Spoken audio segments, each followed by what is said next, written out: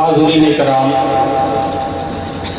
بہاریہ مشاعرے میں آپ کو میں لیے چلتا ہوں، لیکن اس سے قبل آج کی اس مشاعرے کی صدارت فرما رہے ڈاکٹر ابوذر اصلاحی صاحب سے میں گزارش کروں گا کہ چند جملوں سے ہم سب کو نواز دیں اور مشاعرے کا آغاز کرنے کے لیے اجازت دے دیں۔ آئیے استقبال کیجیے ڈاکٹر ابوذر اصلاحی صاحب کا آج کے مشاعرے کے صدر محترم۔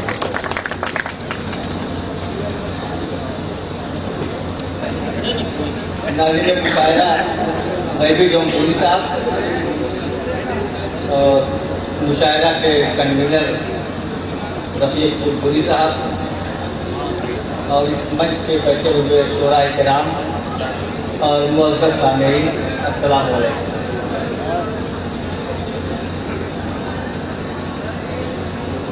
یہ ایک ادبی محفل ہے اور جس میں آپ لوگوں نے اپنا وقت اور اپنا ذوق دونوں دکھایا، اور جتنے لوگ یہاں پر آئے ہوئے ہیں میں ان کا تہہ دل سے خیر مقدم کرتا ہوں۔ چیف گیسٹ جو تھے ہمارے شیو پرساد جائسوال صاحب، وہ تو آ نہیں پائے اس لیے ان کی طبیعت کافی ناساز تھی، مجھے کل پتہ نہیں تھا، اور اسکو صاحب آنے والے تھے، وہ بھی نہیں ابھی آئے ہیں۔ خیر، میں سبھی لوگوں کا شکر گزار ہوں کہ سب لوگوں نے اپنا قیمتی وقت محفل کو دیا۔ یہ ایک ادبی محفل ہے اور اعظم گڑھ کی سرزمین ایک ایسی سرزمین ہے کہ جہاں پر ایک سے ایک ادیب اور شاعر پیدا ہوئے اور انہوں نے ملک بیرون ملک تمام جگہ اس خطے کا نام روشن کیا۔ اب سوال یہ ہے کہ ادب کیا ہے، ادب کیوں ہے، ادب کو کیا ہونا چاہیے، یہ بحث ہے۔ ہم جو ہے جب اسٹڈی کرتے ہیں تو دیکھتے ہیں کہ لوگوں نے ادب کی تعریف کو مختلف طریقے سے پیش کیا ہے۔ کوئی ادب برائے ادب کا قائل ہے، کوئی ادب برائے معاش کا قائل ہے، اور کوئی کہتا ہے کہ حالات اور تاریخ کے بارے میں جانکاری حاصل کرنے کا نام ادب ہے، لیکن یہ سب صحیح بات یہ ادب کی ناقص تعریف ہے۔ ادب صحیح کیا ہے؟ جب اس کے لیے ہم خاص طور سے آسمانی کتابوں کی طرف متوجہ ہوتے ہیں تو وہاں ادب کے تعلق سے ہمیں یہ نظریہ ملتا ہے، ادب ہر اس چیز کا نام ہے جو بے ادبی کے خلاف پیش کی جائے۔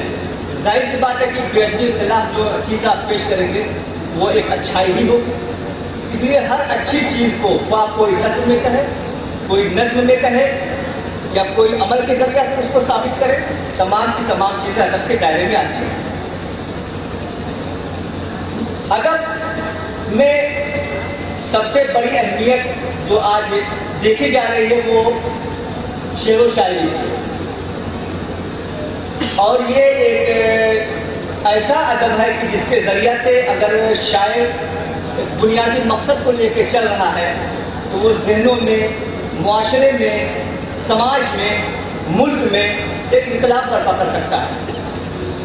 لیکن اگر وہ اس کی شاعری یا اس کی نثر بے مقصد ہے تو اس سے کوئی معاشرہ پھلتا پھولتا نہیں ہے۔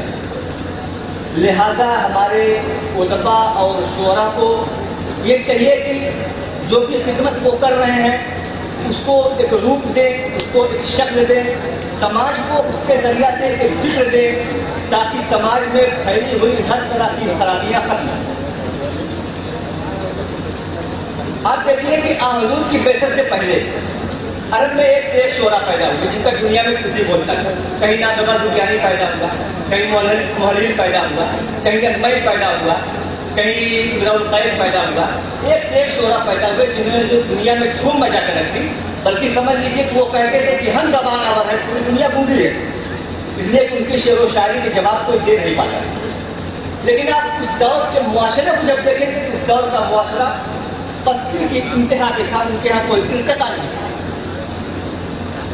لیکن جب حضور کی بعثت ہوئی انہوں نے ہر چیز ایک نظریہ دیا کہ تو اپنی ہر چیز کو بامقصد بناؤ، چاہے تمہارا عمل ہو، چاہے تمہاری شاعری ہو، چاہے تمہاری تقریر ہو، چاہے تمہاری تحریر ہو، اس کو ایک نظریہ دو۔ آج ہم دیکھتے ہیں کہ وہی الہڑ اور گنوار اور گھامر قوم جس کا دنیا تذکرہ کرنے سے شرماتی تھی، ایک دور میں آج سے تقریباً 700 سال پہلے اس گھامر قوم کو پوری دنیا نے اپنا امام بنا لیا۔ وجہ انہیں ایک مقصد ملا۔ آپ اس کے بعد کے دور میں آئیے، ایشیا کو لیجئے یا مغرب کو لیجئے یا یورپ کو لیجئے، ایک سے ایک شاعر پیدا ہوئے، ایک سے ایک ادیب پیدا ہوئے۔ کہیں سے پوشکن اٹھتا ہے، کہیں سے فیودور دستویevsky اٹھتا ہے، کہیں سے چیکھوف اٹھتا ہے، کہیں سے ٹالسٹائی اٹھتا ہے، کہیں سے جو ہے برنارڈ شاہ اٹھتا ہے۔ لیکن ان لوگوں نے ادب کے تعلق سے کوئی ایسا نظریہ نہیں دیا جس سے سماج کو کچھ مل سکے، بلکہ صحیح بات اور کم لفظوں میں یہ ہے کہ ادب کے نام پہ ان لوگوں نے ہر طرح کی بے ادبی پھیلائی۔ پھر آپ آئیے اپنے قریب کے دور میں 4ویں صدی میں آئیے، مارکس پیدا ہوا، فرائڈ پیدا ہوا، ڈرکایم پیدا ہوا۔ سب لوگوں نے اپنے فلسفے میں دھوم مچا دی، لیکن جب ان کے فلسفے کا اسٹڈی کریں گے تو آپ صرف یہی پائیں گے کہ انہوں نے صرف بے ادبی پھیلائی اور کوئی کام نہیں۔ اس لیے بہرحال اس لیے میں آپ لوگوں سے بھی، جو لوگ اس چیز کا ذوق رکھتے ہیں وہ حضرات بھی، اور میرے ساتھ جو بس میں بیٹھے ہوئے لوگ ہیں ان حضرات سے بھی ایک مؤدبانہ گزارش یہ کروں گا، آپ لوگ اپنے قول کو، اپنے فعل کو ایک مقصد دیجیے۔ اس لیے کہ ہوائی باتوں کی دنیا میں کوئی قیمت نہیں ہے، قیمت صرف اس علم کی ہے، اس علم کی ہے، اس ادب کی ہے جس سے کہ قوم ترقی کے منازل طے کرے۔ اور ایک آخری بات میں یہ کہہ کے جو ہے آپ لوگوں سے اجازت چاہوں گا، اس لیے کہ مشاہدہ خود تاخیر سے شروع ہوا ہے اور اچھے خاصے شعراء بھی موجود ہیں، اس لیے میں چاہوں گا کہ جو ہم باقاعدہ مشاہدے کا آغاز کیا جائے۔ آخری بات یہ ہے کہ ہماری قوم ہو یا کوئی بھی قوم ہو، دیکھیے سبھی لوگ انسان ہیں، اور جہاں تک ممکن ہو سکے آپ سبھی لوگ آپس میں مل جل کے رہیں تاکہ ایک اچھی فضا سازگار ہو، اور خرابی پیدا کرنے سے صرف ہندو کا یا مسلمان کا برا نہیں ہوگا، یہ پورے دیش کے لیے برا ہے۔ چاہے سیاستدان ہو، چاہے حکمراں ہو، چاہے جو ہے آفیسرز ہوں، چاہے ہم کہتے ہیں جنتا ہی کیوں نہ ہو، ہمیں خاص طور سے یہ ملک کو میسج دینا چاہیے کہ ہم ہندو مسلم نہیں ہیں، ہم پہلے انسان ہیں، پہلے پڑوسی ہیں، پہلے دوست ہیں، پہلے ساتھی ہیں، اس کے بعد کوئی چیز ہے۔ آپ لوگ یہ کام بالکل کرنا شروع کر دیں گے، یہ ملک بھی ترقی کرے گا اور جو ہے انسان بھی یہاں کا نام پیدا کرے گا۔ آپ کو مثال کے طور پہ مثال لے لیجیے، چائنا کو لے لیجیے آپ جو ہے، اور ہندوستان کو لے لیجیے۔ چائنا ہندوستان کی آزادی کے 5 سال بعد آزاد ہوا ہے، ٹھیک ہے؟ 47 میں یہ ہوا ہے، چائنا 52 میں آزاد ہوا ہے جاپان کی غلامی سے۔ لیکن کیا بات ہے کہ چائنا آج امریکہ سے ٹکر لینے کے کھڑا ہوا ہے۔ دنیا کا کوئی ایسا ملک نہیں ہے جو چائنا کو سراہتا نہ ہو، اور ہمارا ملک کیوں اتنا پیچھے ہے کہ یہ کسی زمرے میں نہیں آتا ہے؟ اس کی وجہ کیا ہے؟ اس کی وجہ کہیں کوئی نہیں ہے، نہ کہیں کوئی کسی ملک میں ہے، اس کی وجہ ہم ہیں، اس کی وجہ آپ ہیں۔ اس لیے آپ وہ ماحول پیدا کیجیے کہ تمام لوگ جو ہے ایک فیملی کی طرح رہیں۔ بس اس کے ساتھ میں اپنی بات کو ختم کروں گا، اور غیبی جونپوری صاحب سے کہوں گا کہ وہ مائک سنبھالے اور باقاعدہ مشاعرے کا آغاز کریں۔ خدا حافظ۔